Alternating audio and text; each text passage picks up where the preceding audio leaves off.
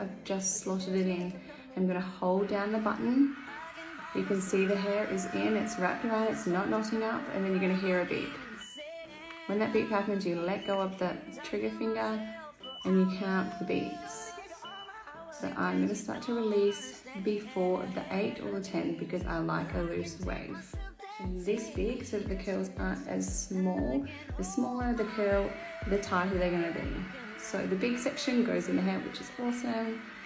And I'm slowly going to let it unravel for a looser wave. See, small curl, thin section, thicker section, bigger curl.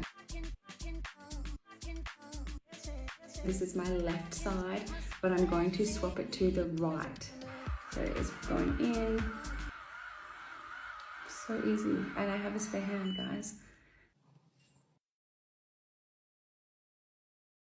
Probably freaking out thinking it is way too curly, but I'm going to show you how to make this less curly and how to soften it.